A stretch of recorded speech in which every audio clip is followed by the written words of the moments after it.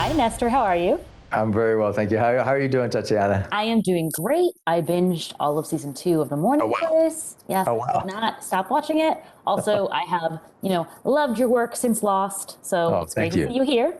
Thank you so much. I appreciate it. um, Now, in season 2, we get to see a lot more of Yanko on his own and dealing with Yeah. different struggles than I would have expected or that he did last season. Can you talk a little bit about where his head is at?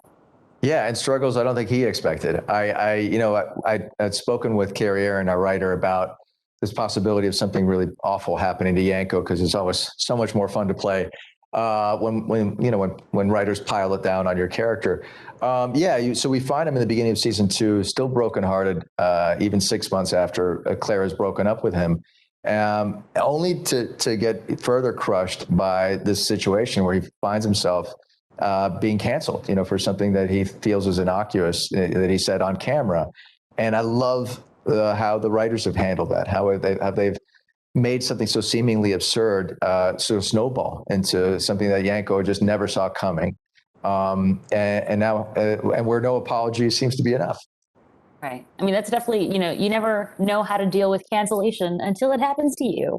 It's exactly right. It's exactly right. So it's and I think that's the beauty of the show is that it handles topical issues in a way where it shows every side of it, where there may be merit to somebody being called up on something they may have said or done. There's no question about that. There's also the danger where you're empowering people. And it'd only take one person to get offended to start launching a campaign that may or may not get traction, and suddenly you're in their crosshairs. We're also getting a lot of new faces this season, especially Stella, who I really enjoyed her interactions with Yanko. Can you talk a little bit about this new dynamic and working? Yeah. I love the role of Stella Bach, so beautifully played by Greta Lee. She becomes my nemesis in my storyline, and ruffles a lot of feathers at the network.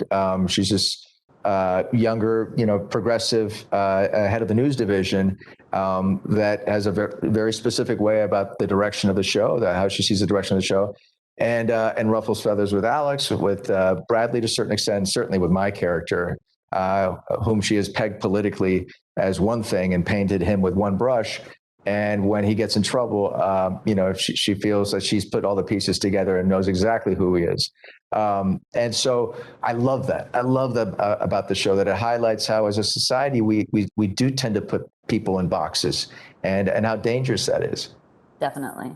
I also loved Yanko and Claire, and I am as heartbroken as he is, I am sure. So without spoilers, what would you say? Do you think there is hope for them in the future, near future, far future? Yeah, thank you, Tatiana. I always think there's hope for them.